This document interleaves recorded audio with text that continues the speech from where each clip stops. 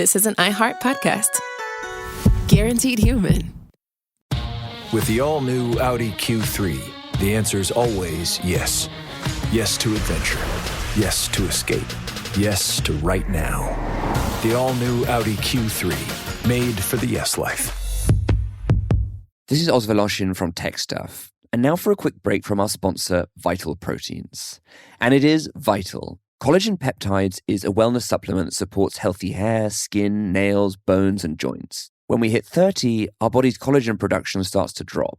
And that's when Vital Proteins steps in. Their iconic blue tub is everywhere. People love Vital Proteins, in part because it's so easy. Just mix it into your coffee, tea, or smoothie, and you're good to go. And now you can get 20% off your next order at vitalproteins.com by using promo code TechStuff20 at checkout. These statements have not been evaluated by the Food and Drug Administration. This product is not intended to diagnose, treat, cure, or prevent any disease.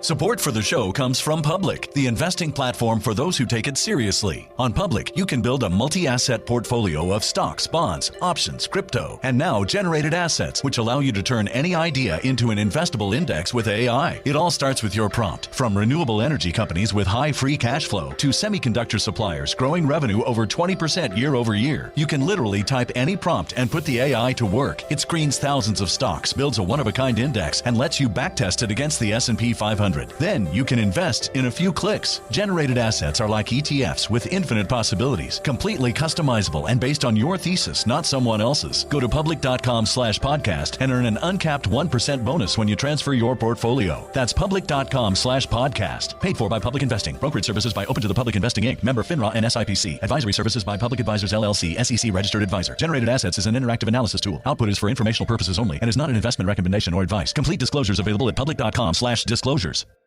Running a business is hard enough. Don't make it harder with a dozen apps that don't talk to each other. One for sales, another for inventory, a separate one for accounting. That's software overload. Odoo is the all-in-one platform that replaces them all. CRM, accounting, inventory, e-commerce, HR. Fully integrated, easy to use, and built to grow with your business. Thousands have already made the switch. Why not you? Try Odoo for free at odoo.com. That's odoo.com. Hey everybody, I'm Robert Evans. This is Behind the Bastards, and I'm me, the host of this show, where we talk about the very worst things that you didn't know about all the terrible people in history. I really botched that introduction. Andrew T, save the day! Still here! We're doing part 2 about the bastards of the Andaman Islands, Yep. telling the story of this accidental genocide of an entire people. Hooray! It's still fun. I'm jazzed up to get Still back into this fun. shit, man. We are pumped. All right. In our last episode, we talked mostly about the history of the Andaman Islands in general, and not North Sentinel Island in specific, which is where Jonathan Chow, the American missionary, was shot to death with arrows for trying to talk to people who did not fucking want to talk. Yeah. Now, For breaking many laws to try to numerous laws. talk to proselytize to people. In paraphrasing the quote from the last episode, what was it? One of the devil's last strongholds? Yeah, one of the devil's last strongholds, something like that. Tried to wave his Bible at a people who do not have the written word. Yeah. You know, the other thing about that, though, is going back to last episode, is a lot of, I noticed, the historical accounts of this do count on one guy who just miraculously dodged a bunch of arrows and it's, you're like, so much of history is just an accident. Yeah. Oh, all of it. Yeah. Yeah, I mean, it's just a total crapshoot. I mean, there's that great story about that guy, which has been confirmed by Hitler, but it started with, like, this British soldier who, when Hitler rose to power, was like, oh, he looks like a young dude that I didn't shoot because I thought he looked confused and the battle was mostly waning and I didn't want to, like, kill another human being that day. And then Hitler wrote about it later, like, yeah, I saw a guy have a gun on me and choose not to shoot. And it's like, oh, well... Yeah. That could have really changed some shit. Yeah. Oh, should have shot Hitler, dog. Should have shot Hitler, dog. Hey, dog. Should have shot Hitler. That's our new T-shirt. Yep. Should have shot Hitler, dog. That's good merch. This is a pro shooting Hitler podcast. And in fact, bold. of Hitler's decisions, the one that I unequivocally agree with is his decision to shoot Hitler. Big fan of that moment. Hiring Hugo Bosses. That wasn't a bad call. I'm going to be honest. That wasn't a bad call either. So, now that we've joked a little bit about the Nazis, let's talk about the slow Nazis, the British Empire. So, I would like to start today by talking about what was going on North Sentinel Island when the representatives of the British Raj were busy infecting and fondling the genitals of the rest of the Andamanese people, but not the people of the North Sentinel Island. Now, before British arrival in the Andamans, there had likely been significant trade between different islands. That's certainly the case with every other island chain like this on record. We don't know exactly how the people of North Sentinel Island had interacted with their neighbors prior to 1771. It's possible that the Sentinelese were always aggressive loners for all of history. But it seems likely that the plagues which soon tore through the islands prompted much of their centuries-long isolation. And then it was sort of a decision that came as like, oh, everyone's dying. We shouldn't let anyone else onto our island. It seems like that ends badly. Like an actual quarantine. Yeah, it seems like we should quarantine ourselves because something terrible's happening. Not wrong. Not wrong. The next time North Sentinel Island shows up on the historical record after the initial contact in 1858 is 1867, when an Indian merchant ship called the Nineveh wrecks on its coast during a monsoon. 86 passengers and 20 crew make it to the shore.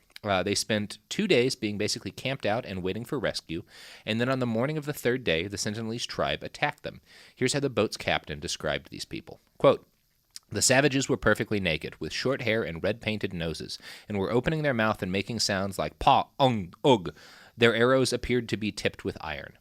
He escaped on the lone intact boat, abandoning his passengers and crew to what he was sure would be a massacre. Great captain.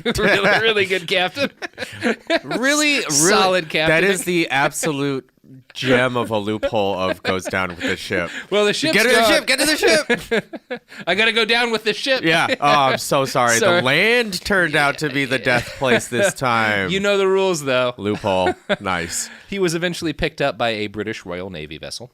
When the Royal Navy got to North Sentinel Island, they found that most of the party had survived and had apparently fought off the tribe with sticks and stones. Now, the next Brits to visit the Sentinelese were led by our favorite anthropological pornographer, Maurice Vidal Portman. A few months into the start of his job as officer in charge of the Andamanese, at age 19, he led an expedition to the island. Now, even at that point, the Sentinelese tribe was infamous for wanting to be left the fuck alone. Portman landed with a large group of heavily armed soldiers, along with some prisoners for labor and a few trackers from local tribes the British had befriended. So yeah, Portman had almost certainly photographed those folks naked, by the way. Yeah. Yeah. British had befriended is like the biggest asterisk in history. The survivors. We befriended the survivors of us. Yeah. Here's another quote from that wonderful article, The Last Island of the Savages.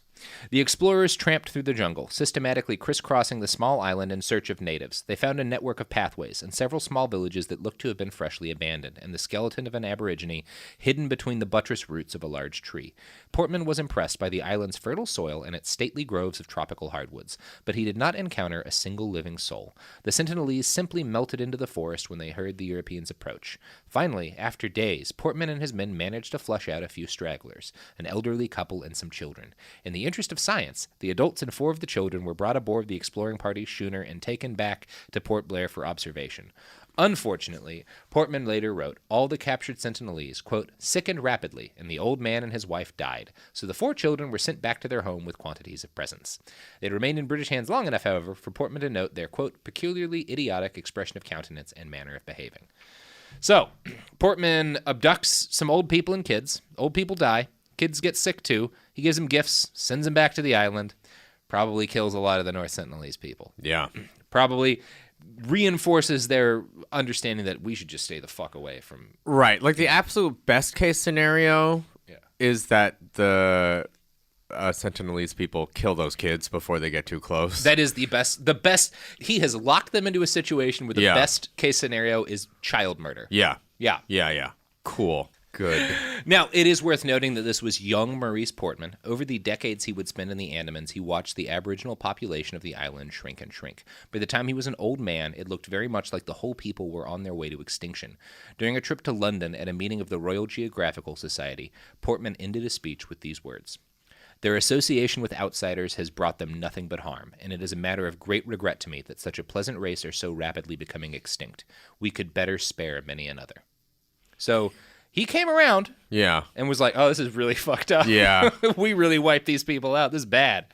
I mean, like, that's like really deciding at the very last day of the school year. Like, maybe maybe time to buck up, guys. It's like studying for that trigonometry exam the morning before. Yeah. You know what? Now I just see the error of my ways. Now I see the mistakes. You know what? Yeah. Jesus. But it is interesting that even a guy like Portman, whose whole thing seems to have been fucking with native peoples, eventually came around to the same opinion that the Sentinelese Islanders themselves hold, which is we ought to just all leave these people alone. Yeah. No other British visits were launched to North Sentinel Island during the Empire, so that's good. The Empire learned a lesson from this. Yeah. Like, things went so bad in the rest of the islands, they were like, you know what? Maybe we just leave those people alone. Maybe we just let them do their thing. We may have fucked this up.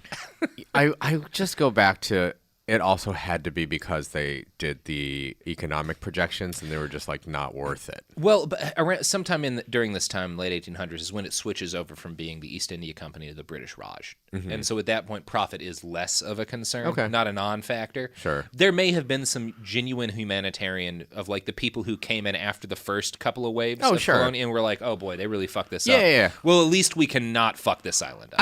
I guess I would argue it's still profit margin just with slightly different values fed into the front of the machine. I would agree. I think it's possible that it's likely that some of why they were left alone was legitimate humanitarian impulse from people in the empire who were like, "Oh, this is fucked up." But if they had gold or diamonds there, they would have gotten over the if there were diamonds on that island, there would have been they would have gotten over the humanitarian issues. In Portman, it's possible as much damage as he did to them, he may have saved the island by just walking around on it for a couple of days and not finding diamonds.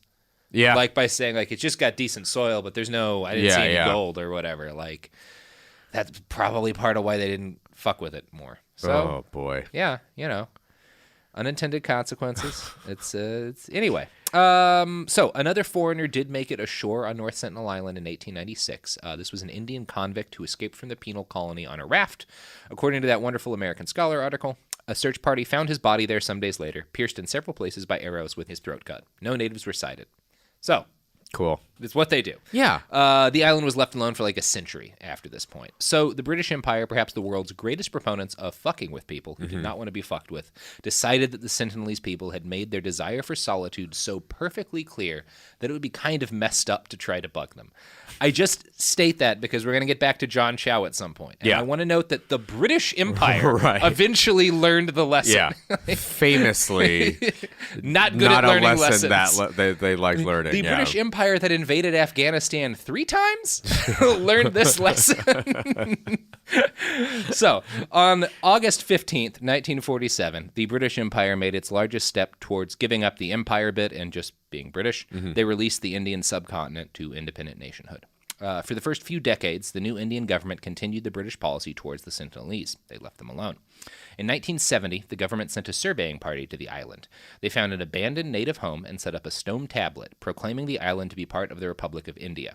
The party had no contact with the Sentinelese during this period, and since the plaque contained writing and the Sentinelese don't know what writing is. Hard to imagine. We just want them to know they're part of India. Yeah. Just got to stick this on the island. I mean, yeah. It's pretty dumb.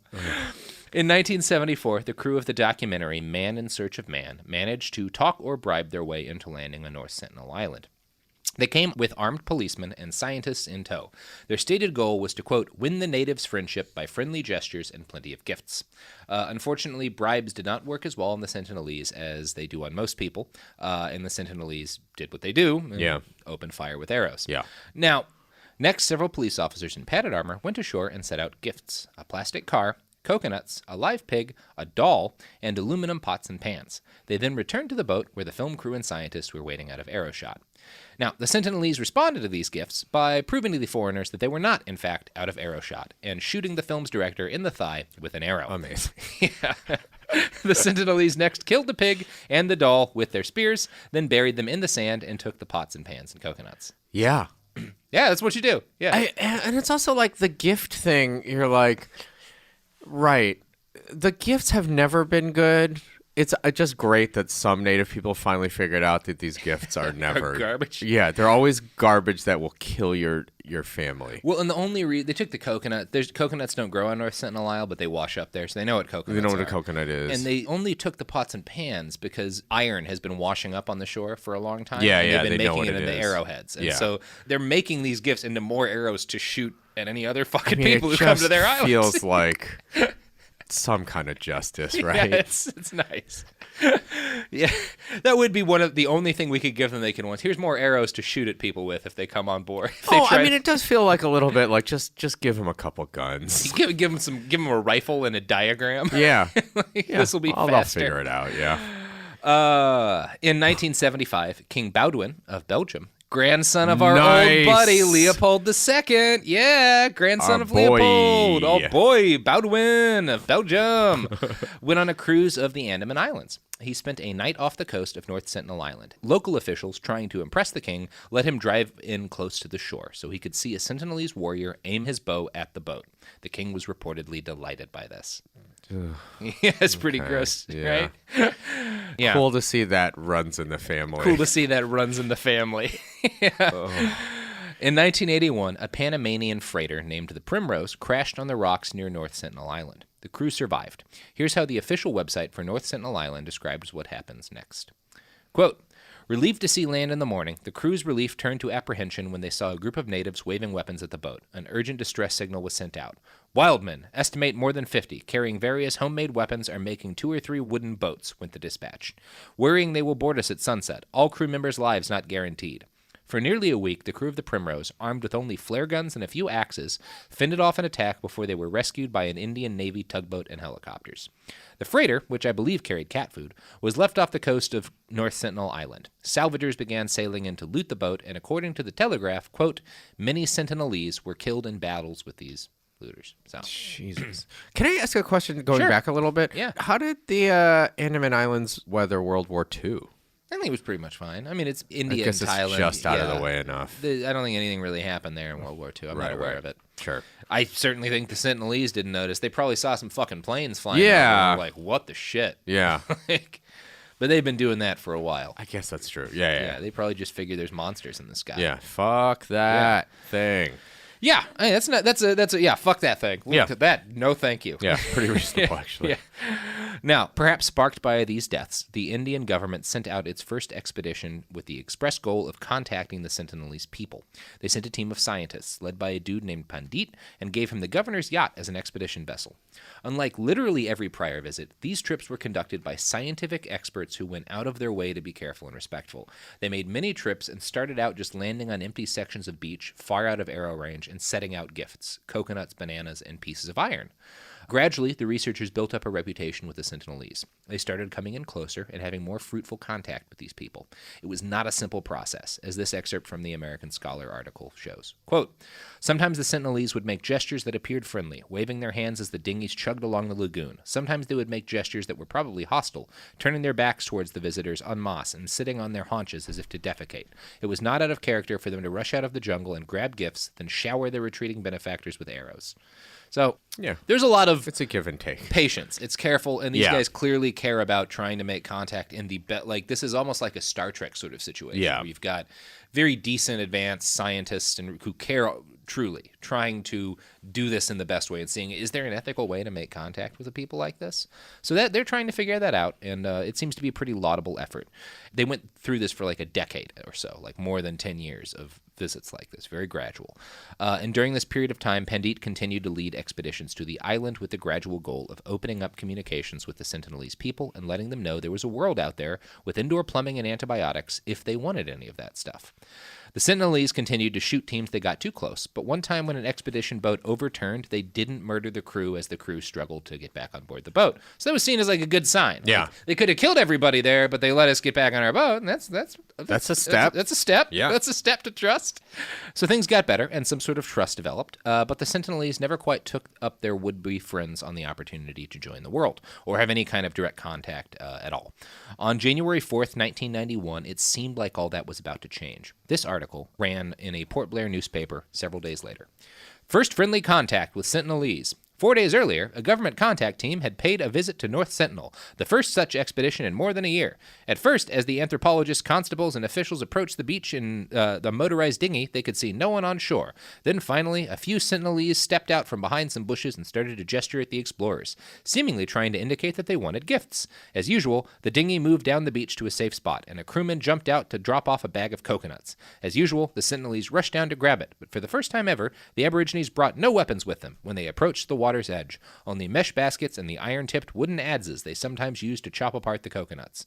There's actually video of this contact, or the contact right after it, and while the audio isn't super interesting, so I don't think we'll play the audio during the podcast, I want to show you, because after all this, you should see these people and what this actually looked like. It's pretty interesting. I would recommend everyone at home watch it as well. You can find the video on BehindTheBastards.com. We'll include a link to it. It's really worth seeing. So, Andrew T, before we break for ads, you want to tell me what you saw in that video, like what you what you thought about that? I don't know. I mean, it was interesting. What's your impression of these people just by looking at them there? Because that's the only look anybody really gets of them. Yeah. They just seem pretty... I mean, it's like wary, right? They're like, It's very clear. They're just like, what's happening here? Are we safe? One of the most interesting parts is like clearly one dude is either braver or more curious and gets pulled back. And she pulls him back to the shore. Yeah. And it's like, it really is. It's just like how, and you know, it's neither side knows what the fuck to expect. Exactly. But it's so, one of the things that's really clear to me is like, they all look pretty healthy, and I'm gonna guess those are the younger people that go out to do the meeting that's thing. True, yeah. But like, they seem to be doing all right.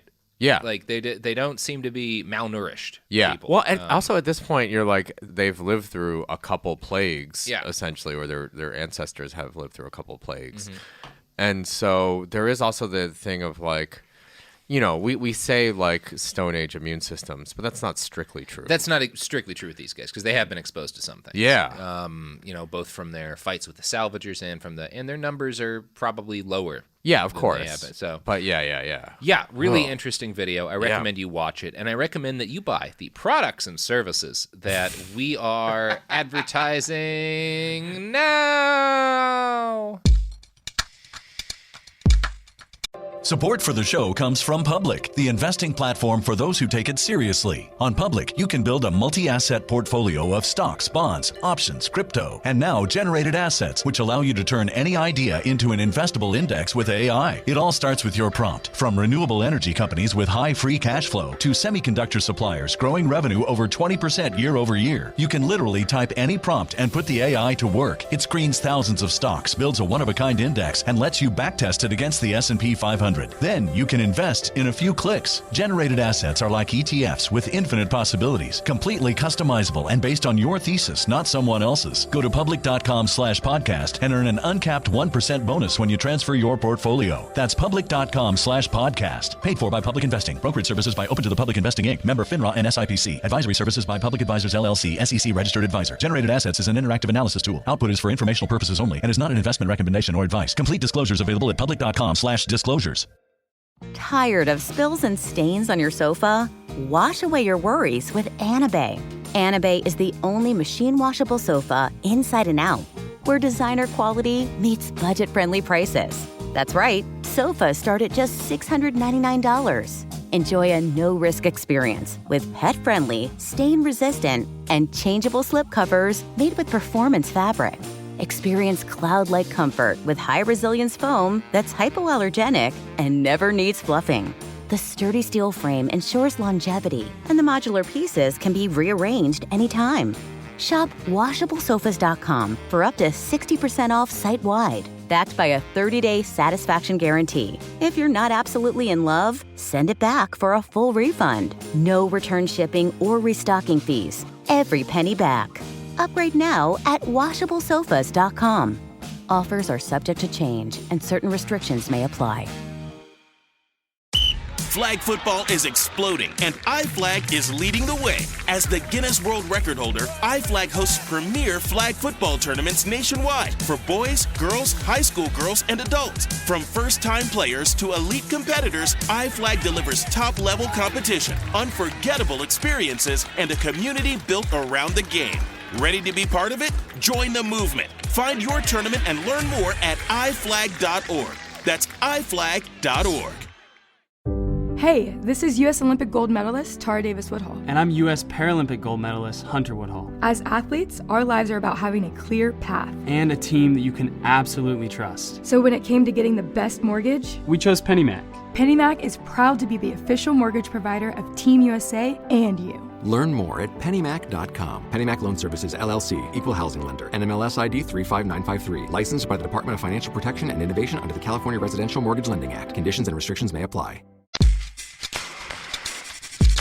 We're back. We're back from a great ad break that I hope was as thrilling and delightful to you as first contact with the Sentinelese people would have been to a scientist like Pandit. Although he was not there for the very first time that they did this. Oh, sure. You can't be on every trip on voyage. a decade-long research project. Exactly. Yeah. It's kind of a big thing.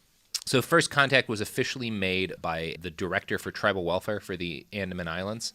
And he observed a number of things because he came back after the video was taken and got actually closer to them and was able to actually get out into the water and be very near them. He reported a young man with a bow and arrow who aimed his bow at them from close range, but then a woman pushed the arrow down and another man buried the weapons in the sand.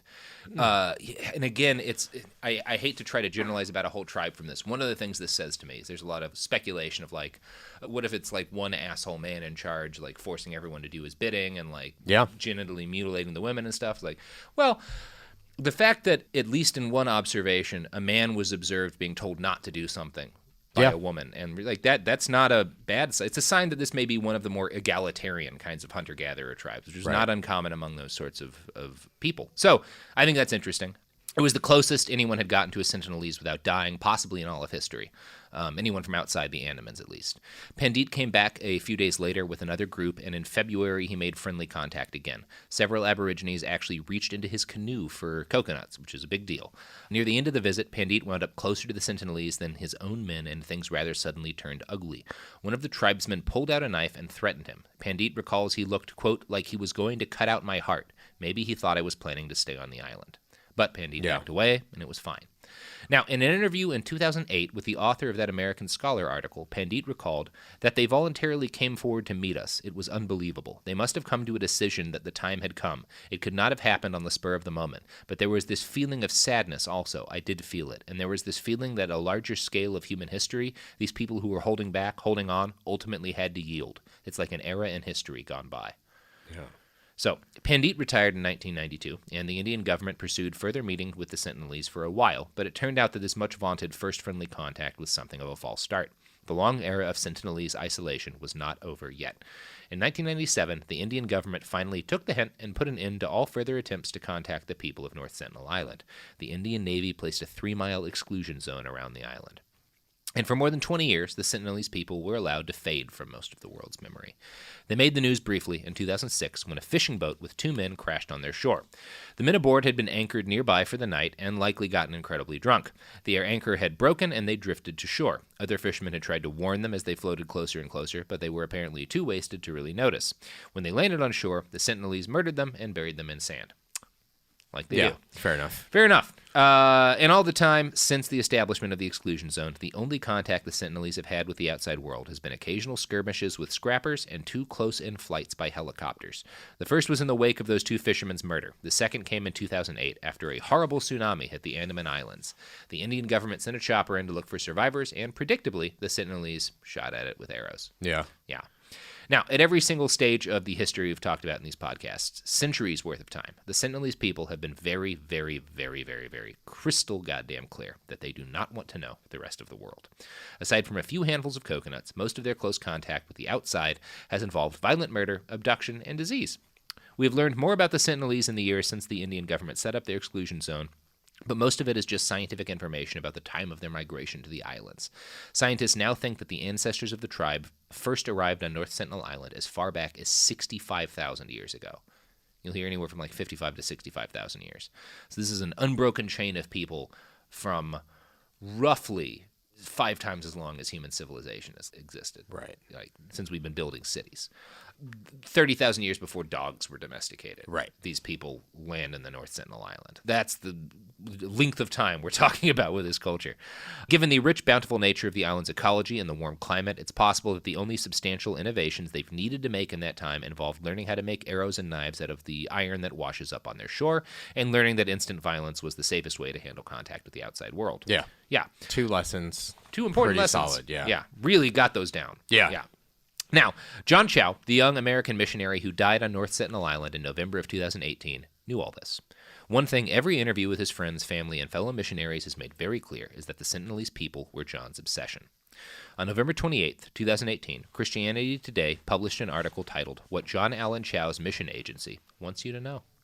The agency that sent him, All Nations, has a stated mission to, quote, make disciples and train leaders to ignite church planting movements among the neglected peoples of the earth. Wouldn't call the Sentinelese neglected. Yeah. When they murder everyone who tries to talk, they're not neglected. They want to be left alone. I also did not realize he was sent by an organization. It seems like it was like almost the venture capital version of a mission thing where he went to them saying, I have this goal, and they helped him. Those people are accessories to a murder. Yeah, it seems like it, right? Seems like that would be fair. Yeah. It seems like you could charge some of these people in a court of law. What the fuck? Yeah. Make them accessories to genocide, maybe. Anyway, they sent their representative, Mary Ho, to talk about John Chow. She called him a very interesting young man and very focused. Quote, since he was about 18 years old, I believe, he took a mission trip, and on that mission trip, he really felt a call to be a missionary. Around that time, he started researching all the different people groups, and he came across the North Sentinelese people. She says that Chow really felt that, quote, his life's call was to take the love and goodness of Jesus Christ to the North Sentinelese. Since then, every decision he has made has been to prepare himself for his life's call. God. Yeah, I'm not a religious man. Yeah. My cousin and godmother is a pastor, and I respect her greatly. I have no problem with belief. I have a problem with this. Yeah.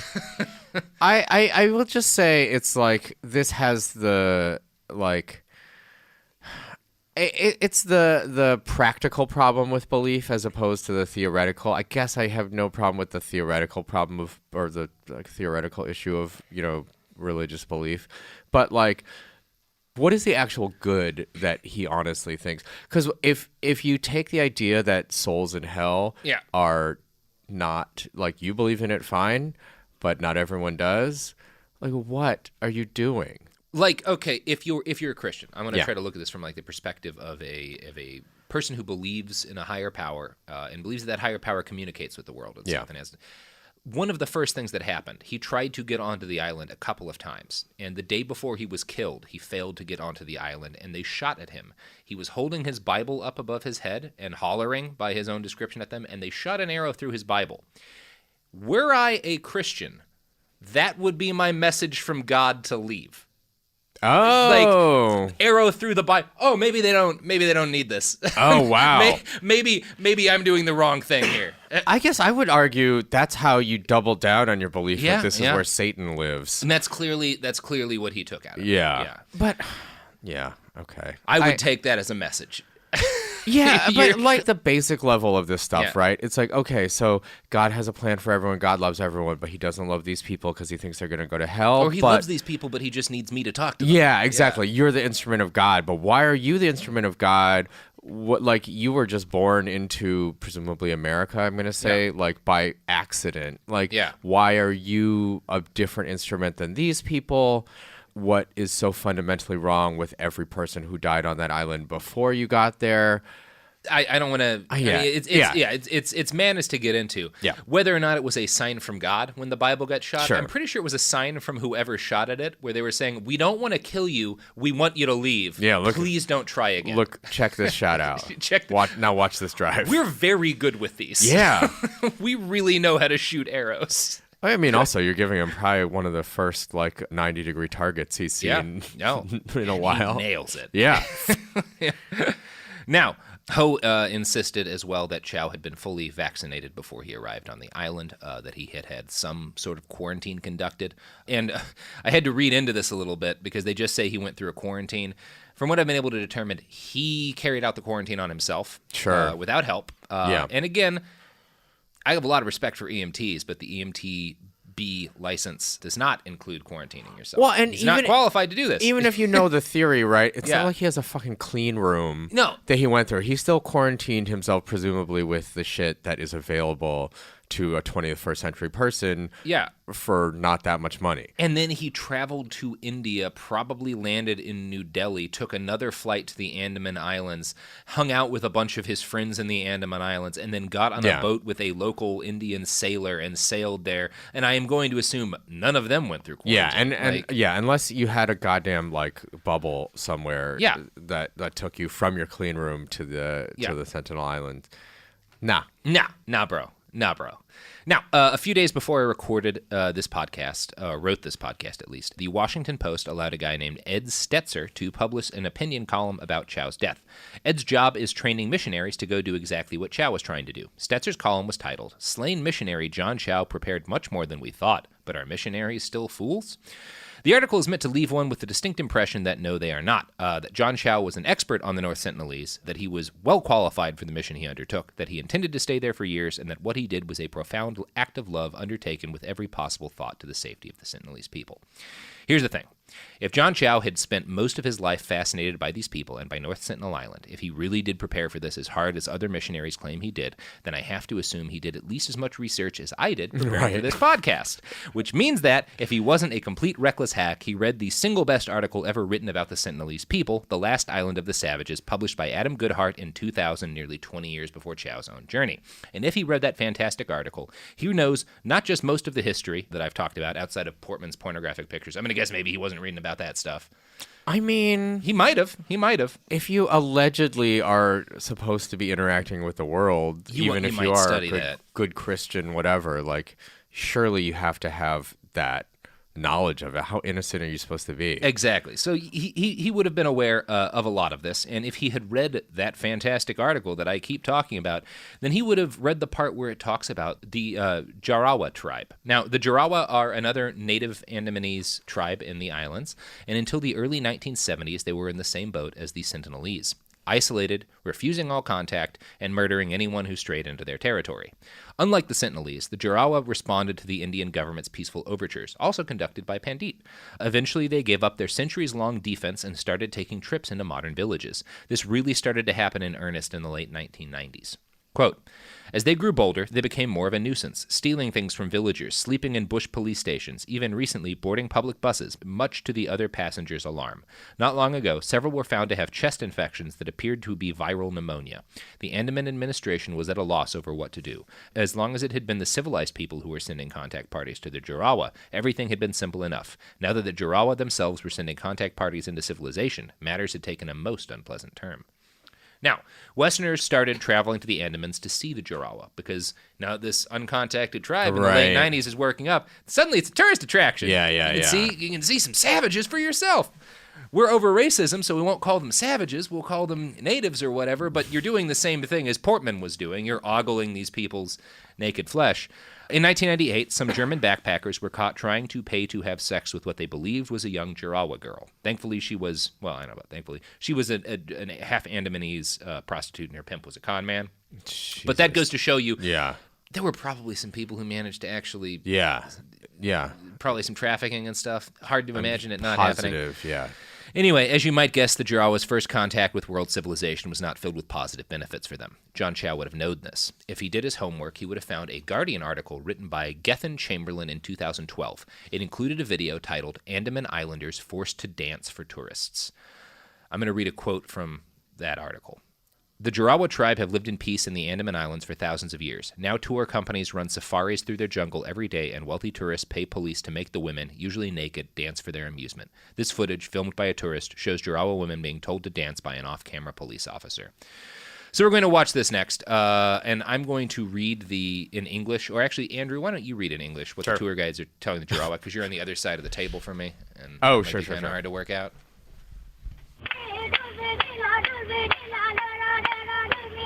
All right, where's the food? Okay. I've given it to you, you eat it. I've given you food, you eat it, you should eat it. Share it with everyone.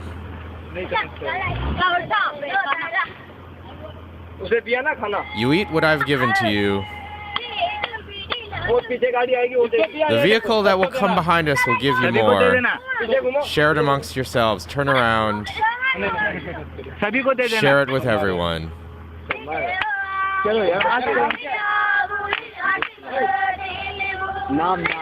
What's your name?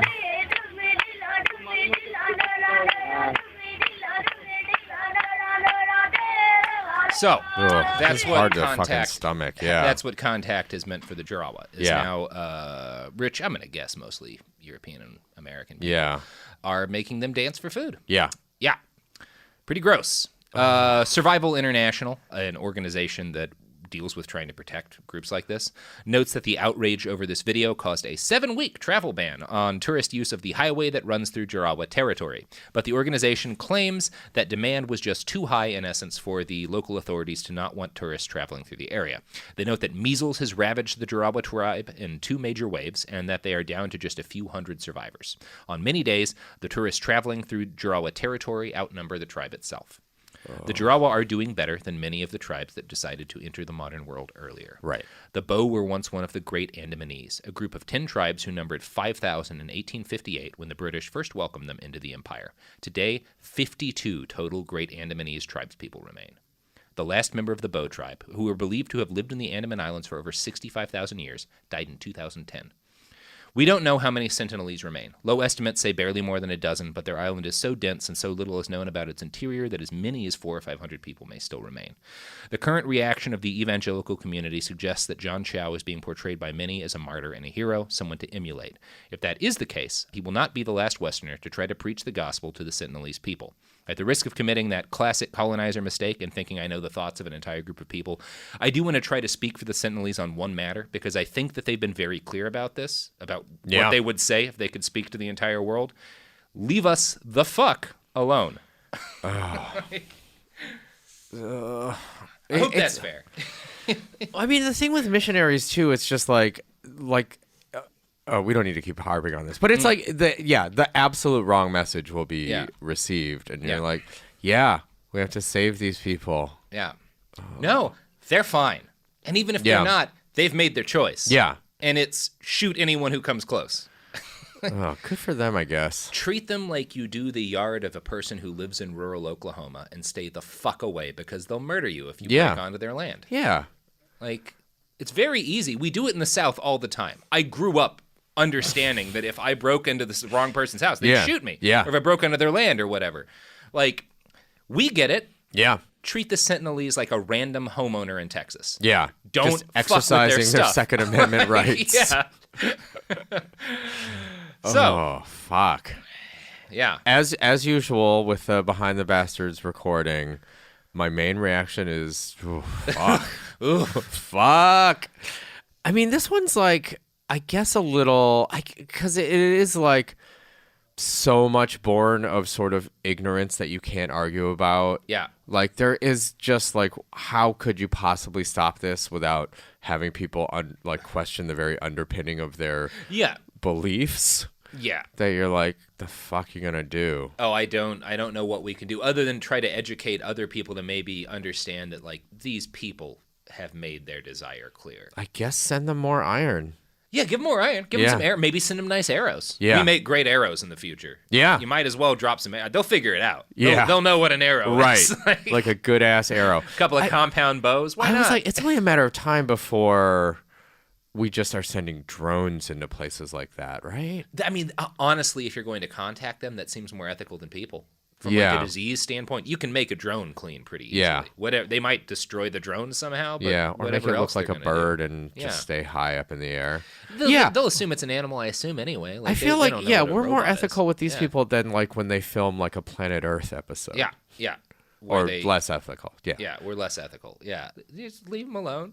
Just leave them the fuck alone. And They've if been you really clear. have to study them, do it with like, a fucking 40-64x lens from a plane. And I fully support that because it's cool as hell. I understand the intrigue. Yeah. As someone who has spent a lot of his life exploring and going to places and wanting to see different cultures, Yeah. I get the desire to want to know what's it like on that island. Yeah. What are their lives like? What is their culture like? Totally understand. Totally feel that curiosity myself.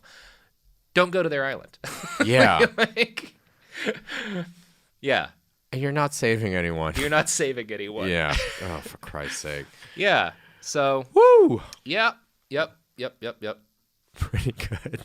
Pretty good. I got nothing. Episode. I mean, the Guardian video is so disgusting. Where you're It's like, horrifying. of course, yeah. This it's- is like what it's like when civilization, and it's a little fascinating to see because clearly that means there's a market for still treating people as subhuman. Oh yeah. There's Like- never not a market for that, I man. know, Look at but- Amazon.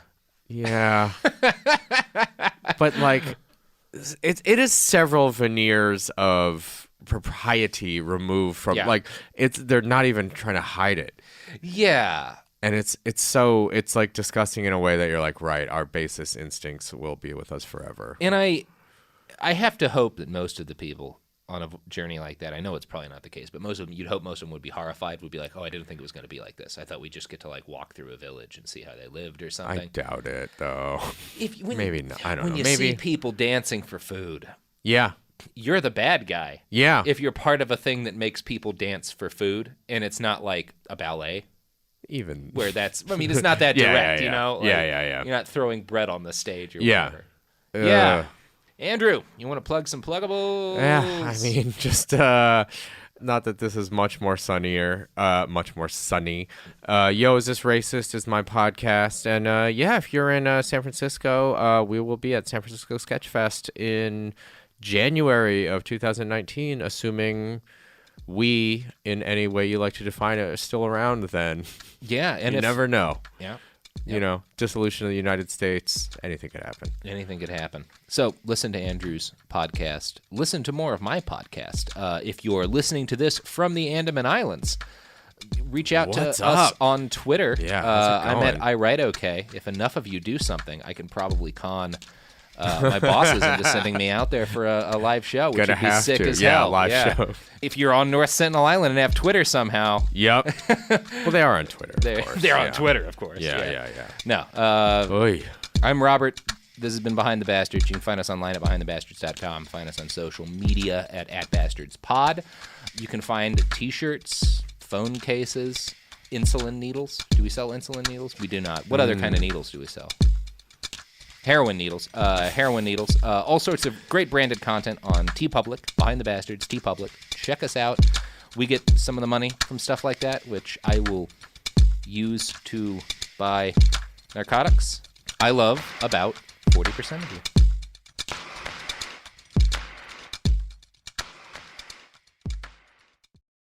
A BetterHelp ad. We get it. February is full of flowers, candy, and, of course, lots of talk about relationships. It can feel like everyone else has it all together in their love lives. But the truth is, we're all still figuring it out. Whether you're working on your marriage, navigating the dating apps, or prioritizing staying single, no matter where you are, you're right on time. Therapy can help you find your way and take some of the pressure off yourself so you can determine what you want, what feels heavy, and how you can feel lighter. Just a little bit of outside perspective from a professional can lead to new understanding and a lot of progress. So the next time you're feeling iffy about your love life, try therapy with BetterHelp and see where it takes you. And remember, you're right on time. Visit BetterHelp.com for 10% off. That's BetterHelp.com. Life gets messy. Spills, stains, pet accidents, and kid chaos. But with Anabay, cleaning up is easy. Our sofas are fully machine washable, inside and out, so you never have to stress about messes again. Made with liquid and stain-resistant fabrics, that means fewer stains and more peace of mind. Designed for real life, our sofas feature changeable fabric covers, allowing you to refresh your style anytime. Need flexibility? Our modular design lets you rearrange your sofa effortlessly. Perfect for cozy apartments or spacious homes. Plus, they're earth-friendly and built to last. That's why over 200,000 happy customers have made the switch. Upgrade your space today. Sofas start at just $699. Visit washablesofas.com now and bring home a sofa made for life. That's washablesofas.com. Offers are subject to change and certain restrictions may apply. Flag football is exploding, and iFlag is leading the way. As the Guinness World Record holder, iFlag hosts premier flag football tournaments nationwide for boys, girls, high school girls, and adults. From first-time players to elite competitors, iFlag delivers top-level competition, unforgettable experiences, and a community built around the game. Ready to be part of it? Join the movement. Find your tournament and learn more at iflag.org. That's iflag.org. There's a difference between liking a house and actually getting it. Redfin is built to make up that difference and close the gap between finding and owning the home for you. Redfin agents close twice as many deals as other agents. So when you find a home you love, you're not a step behind when it comes to making an offer. That means less watching great homes disappear and more focus on the one you'll call home. Redfin helps turn saved listings into real addresses. Get started at redfin.com. Own the dream. This is an iHeart podcast. Guaranteed human.